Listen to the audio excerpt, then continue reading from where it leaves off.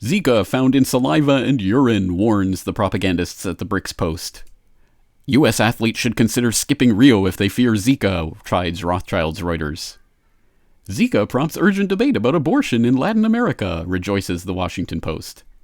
And the Australian Broadcasting Corporation tells us, Zika virus, Brazilian survey calls into question cause of microcephaly? Oh, yes, exactly as we were talking about on the program last week with John Rappaport. Yes, it turns out that the Zika microcephaly connection has been vastly overblown, in fact, created out of whole cloth. Why, I never. Thank you to the listener the observant listener who sent this link in via email on the Corbett Report contact form.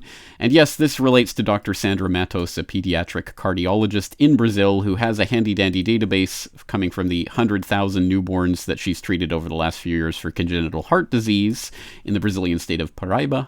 And wow, wouldn't you know it, she has all of this data, length, weight, and head circumference of these newborns, which you might recognize as the indicator, not the inditer, the indicator for microcephaly.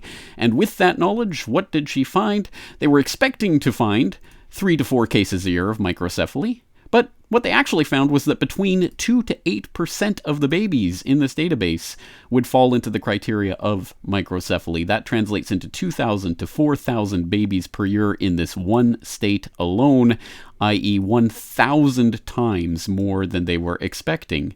Now, this goes back to 2012, so it has nothing whatsoever to do with the Zika outbreak from last fall that they're trying to pin the blame of this supposed recent surge of microcephaly on, although, again, as we talked about last week, out of the 4,700-odd reported cases, only 400 have been confirmed so far, and only 17 have been quote-unquote associated with Zika virus.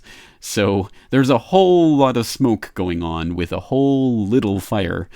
And yes, again, there's absolutely no connection that has been made between Zika virus and microcephaly, and in fact, there's growing evidence that there is no connection.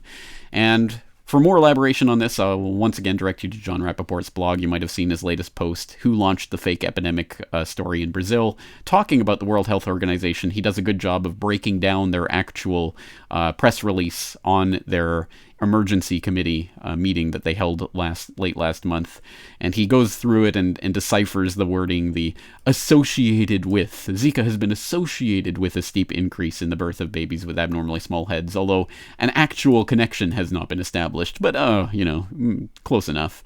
And they go on, of course, to laud themselves and their various offices around Latin America and around the world for keeping such great control over the situation and blah, blah, blah.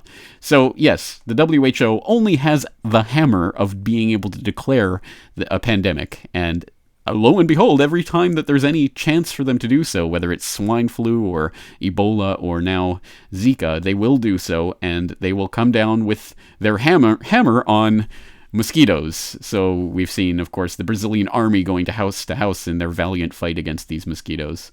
And the WHO, of course, declaring its public health emergency of international concern, which activates all of the medical martial law apparatus, which they can or don't have to use in any given event, and which could go all the way up to escalation, all the way into the realm of NATO boots on the ground in whatever country they deem fit. I don't think that's going to happen this time, but it is part of what they can actually do with the PHEIC, as we documented last year in our open source investigation on Ebola.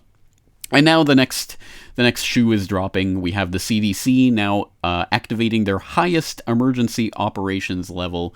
That's level 1 emergency in the wake of this spread of Zika virus. It might be reaching the United States. Oh no, and you might come down with some sniffles and maybe a rash for 2 to 7 days, and it will go away naturally because there's no way to treat it because it's like the common cold. But there you go. I mean, this is what people are freaking out about because the media is telling them to, and so of course, as a logical extension, Obama is now asking Congress for emergency funding to combat Zika. How much funding? $1.8 billion. And what are they going to do with that? They're going to expand mosquito control programs. They're going to develop diagnostic tests, improve support for low-income pregnant women. That doesn't seem like $1.8 billion. Oh, they're going to speed develop a vaccine. Ping pong, ching ching, there it is. All that money going injected right into the arm of Big Pharma. Surprise, surprise. So, yes, this is playing out exactly as predicted.